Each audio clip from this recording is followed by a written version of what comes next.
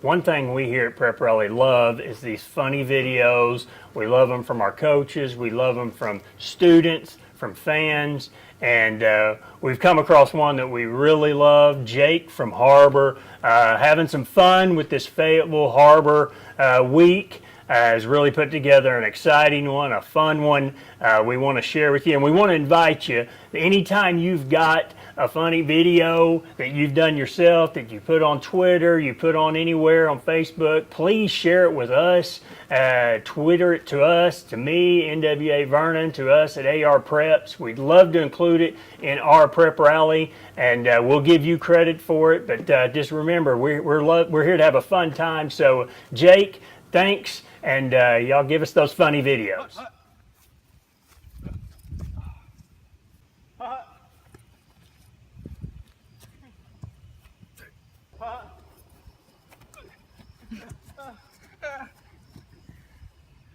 Whoa, Jake, are you okay? Are you okay? Yeah, I just think I've got Fayetteville-itis. Hey, Jake, what are you doing, man? Oh, I'm just taking Fayetteville out. Welcome to Prep Rally, brought to you by arpreps.com. I'm your host, Vernon Tarver, with the Northwest Arkansas Democrat-Gazette, joined by Scotty Bordelon with the NWADG. And Scotty, we got a huge matchup to talk about. Fayetteville at Springdale Har-Ber. These are two of the top teams. Har-Ber is the top team, number one in the state, undefeated in the 7A West. Fayetteville comes in with that loss to Bentonville, but they're two of the high-ranked teams, and they're going to give us the big matchup of the week. So tell us a little bit about this matchup. How do they kind of tell the tape matchup going into this matchup? Yeah, it's kind of a battle between a really high-powered offense and a really strong defense. I know you put together some numbers for me the other day. Fayetteville's offense is well over 400 yards a game on offense, and Har-Ber's only given up just over 200 a game. Yeah. Their defense has been really strong.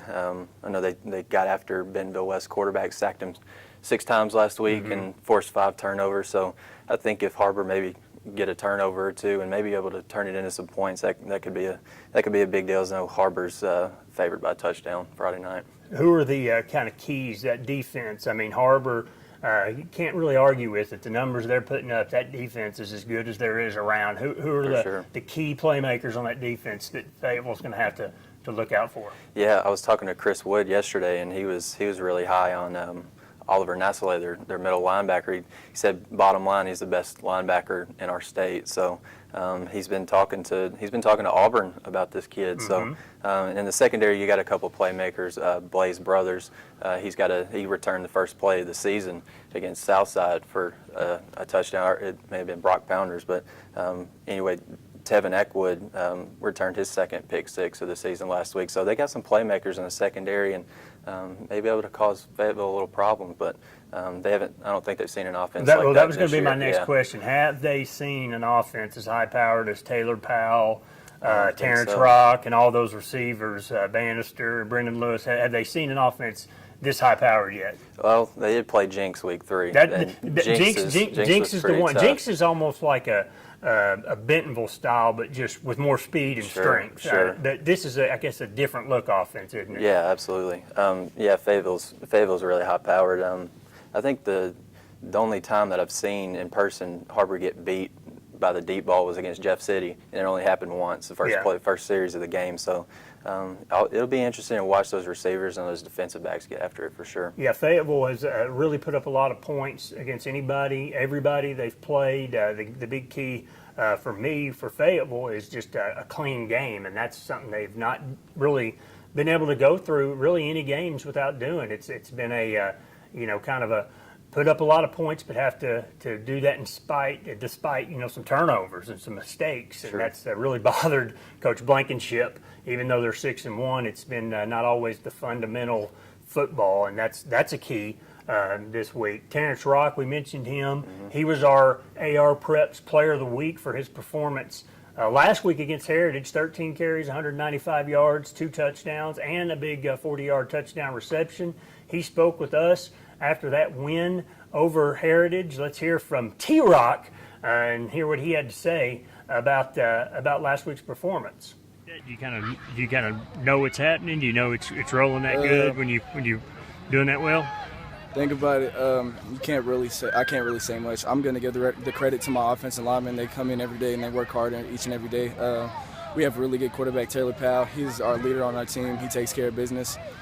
We just really came out and things went well. Offense started clicking. So was it kind of just, Scotty? That's clearly the battle for top spot. You know, really, if Har-Ber wins that, they're in control. They're going to win the conference. Fayetteville, that can really kind of create some confusion, and maybe they're all battling for the top spot. Bentonville would be in the mix, but that's the battle for the top spot. In other 7A West games, you've got Rogers and Bentonville going at it. Bentonville's probably looking to stay in the mix, and Rogers looking to stay among one of those top 4 teams, but they're in good shape as far as the playoffs go. Springdale, an important game for the Red Dogs at Van Buren. Springdale's really, they need to win this game to stay ahead of the other teams, don't they, to get in that playoff position? Oh, absolutely, yeah. It's 3 straight losses for the Red Dogs, and got a winnable game this week, but I mean, facing an offense you don't see very often, a triple option. I know Zach Clark told me this week that kind of in preparation for that, they've been practicing without a ball, just making sure their eye discipline's where it needs to be. And Springdale gets out of there with the win, that'd be a big one. Bentonville West at Rogers Heritage. West has already maybe done a little bit more than people thought. Absolutely. Now they're with 2 wins in great position for the playoffs. Heritage is. They're struggling along. They look close. They look like they're improving, but now they're in that must-win territory. There's not too many wins left, opportunities. That frankly, they have to win this game if they're going to get in any kind of playoff position. Yeah, absolutely. But West is a confident team with a couple wins. Heritage actually did a pretty good job for about a quarter and a half. It was almost like keep away from Fayetteville. Just kind of frustrated Fayetteville there, but West, a young, confident team with a couple wins, so Heritage is going to maybe face a difficult test. In other action around our area, to wrap up some football, let's give credit to a couple teams that are now in much better shape. Farmington, a win over Valonia last week. They're still in that 5A West playoff race, and they've got a very winnable game at Maumelle this week. So another win, and the Cardinals could be going into those last couple of games, really thinking about the playoffs. And the Elks, they go to Clinton and get a 28-14 win. Chad Harbison and his team are now thinking not just the playoffs, but maybe a conference championship. They're now tied for the lead, and really excellent job last week. So Elkins is rolling along in that 3A1 conference. You've also got in other games that are going to be kind of interesting for playoff position, you got Pottsville at Ozark. Those teams are kind of battling for a spot. Greenland at Green Forest is one where Greenland really needs to win if they want to stay in one of those top spots.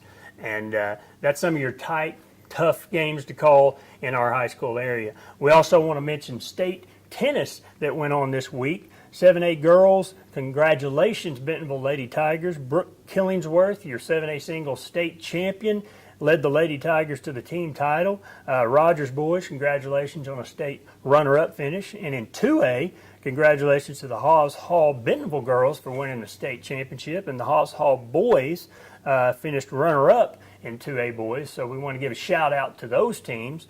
And we want to give a shout-out on our AR Preps Pick'em poll, which you can check out every Friday on AR Preps, to Graham Thomas. Reluctantly, we got to give Graham credit. He's still atop the AR Preps Pick'em Bowl. He's holding on. He'll hopefully for the rest of us fall apart here pretty soon. But he's still getting the job done. And Paul Boyd, we don't know how this is even possible. Paul Boyd went 13-2 last week. It's a new world record for Paul. He's usually near the bottom of our standings, but he's somehow Paul's in second place. I need to take a snapshot picture of this because this is a first for Paul. We like teasing Paul, but he's doing good. You got Rick Fires close behind. Scotty here over next to me is near the bottom. He's him and some guy named Chip Souza are close to the bottom.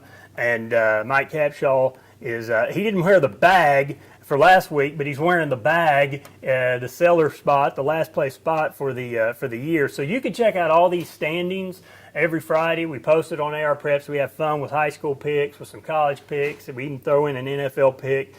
try to make it difficult on these guys. Notice I didn't mention myself. I'm just kind of there in the middle.